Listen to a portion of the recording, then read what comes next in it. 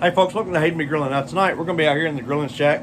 We're going to be smoking a beautiful tomahawk steak we picked up from Huffman Family Farms. I'm telling you guys what, if you're local to the Jonesboro, Brooklyn, Paragould area, hit them up. Their homegrown beef is phenomenal. So we're going to get our smoker fired up to 275 degrees and I'll meet y'all in the house for the prep stage.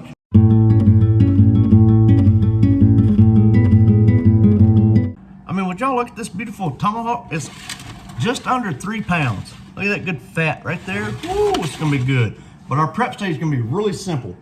All we're gonna do, we're gonna pour us a little bit of olive oil on top here. I wanna brush that in. And I also wanna put enough on here that I can brush in the sides where this big old piece of fat is. And all around. Next, I'm gonna come in with some black pepper. We're just gonna season this dude up with pepper. Then next, I'm gonna use this sea salt here. I'm gonna get some good salt on here. Now that we got this beef seasoned, we're gonna let it sit out at room temperature for 10 to 15 minutes. Let that meat really kind of soak in that seasoning. All right, folks, so we got this big behemoth out here at the smoker. We're gonna lay it on the smoker. We're gonna get us a temperature probe in it, and we'll bring you back once it hits 105 degrees internal temperature.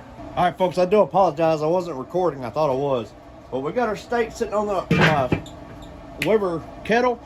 Now, I've closed my vents. I'm trying to hold as much heat in there as I can. Now, I bumped my heat on my smoker up to a high heat. So we're just waiting for our smoker to come up to a full high heat. So what we're doing by doing that is we're getting that reverse sear.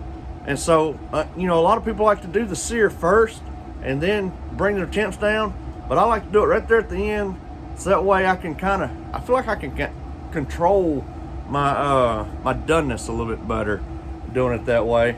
And it gives it like a nice good crust right there on the outside of the steak. All right, folks, we got this in the house a little bit ago and we gave it about 10 minutes to let it rest.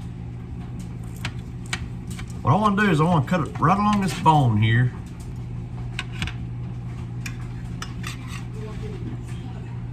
That right there is beautifully cooked. Beautiful cut of steak. All right, folks, give us that all-important taste test here.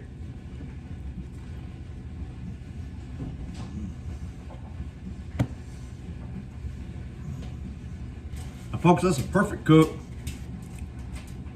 Tender, juicy, delicious. So I encourage you, if you have a local farmer, pick up some homegrown beef. It is so much better than what you're gonna pick up at the big box stores. So y'all please, let me know what you think of the video. Please like, subscribe, and we'll see y'all later.